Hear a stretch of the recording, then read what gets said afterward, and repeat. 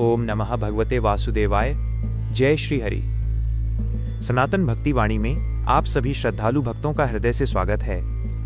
ये चैनल है भक्ति, विश्वास और भगवान की जीवंत लीलाओं का।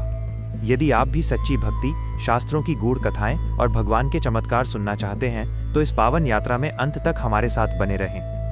आज हम श्रीमद् भागवत पुराण सप्तम स्कंध में भक्त प्रहलाद की कथा के उस दिव्य क्षण में प्रवेश कर रहे हैं जहां भक्ति और अहंकार का अंतिम सामना होता है। पिछले भाग में आपने सुना कैसे विष अमृत बन गया, कैसे हाथी नतमस्तक हो गए, कैसे अग्नि शीतल हो गई, परंतु हिरण्यकशिपु का अहंकार अब भी नहीं टूटा। अब आरंभ होती है कथा का वो भाग जहां स्वयं भगवान प्रकट होते हैं। लोह स्तंभ की लीला और भगवान का प्राकट्य। राज्यसभा में सन्नाटा छाया हुआ था। हिरण्यकशिपु का मुख क्रोध से तमतमा रहा था। उसकी आंखों में अब केवल आग थी। उसने आदेश दिया, इस लोहे के स्तंभ को अग्नि से तपाया जाए। भयंकर अग्नि जलाई गई। लोह स्तंभ लाल हो गया। उससे अग्नि की ज्वालाएं निकलने लगीं। सभा में खड़े असुर पीछे हटने लगे। हिरण्यकशिपु ने उपहास करते हुए कहा, प्रहलाद, जिस विष्णु को तू सर्वत्र मानता है, जा इस जलते हुए स्तंभ से गले मिल। तेरा विष्णु तुझे बचाएगा। सभा में क्रूर हंसी गूंज उठी। प्रहलाद शांत था। उसके मुख पर न भय था न चिंता। उसकी आंखों में केवल विश्वास था।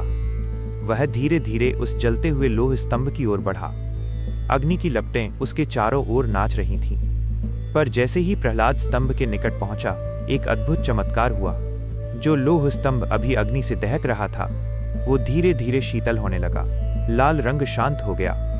अग्नि बुझ गई। सभा स्तब्ध रह गई। प्रहलाद ने उस स्तंभ से प्रेम पूर्वक लिपट कर कहा, हे प्रभु, यदि आप यहाँ हैं तो अपने भक्त की लाज रखिए। उसी क्षण आकाश गूंज उठा। धरती कांपने लगी। दिशाएं थर्राने लगीं। लोह स्तंभ फट गया और उसमें से प्रकट हुए भगवान नृसिंह। न पूर्ण मनुष्य, न पूर्ण सिंह। अद्भुत रूप, भयंकर गर्जना, अग्नि समान नेत्र, केसरिया जटाएं और नख वज्र के समान।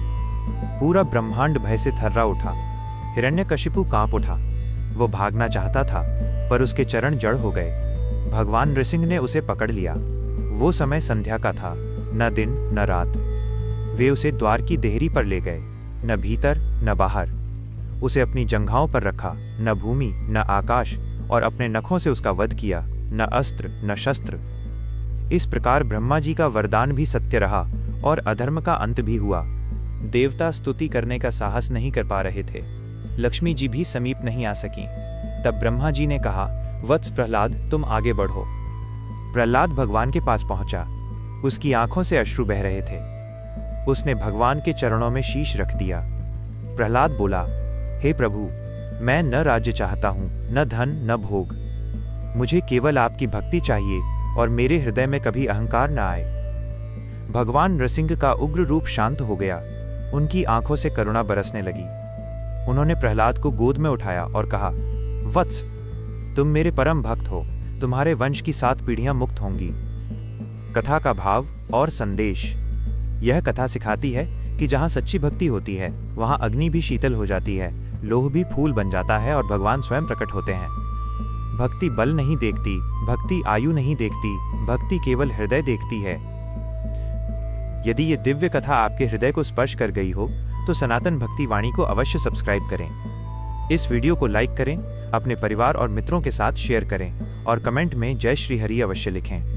आपका एक छोटा सा सहयोग इस भक्ति संदेश को लाखों हृदयों तक पहुंचा सकता है। अगली कथा में हम सुनेंगे प्रहलाद की नृसिंह स्तुति और भगवान द्वारा दिए गए दिव्य वरदानों का विस्तार। जय श्री हरि।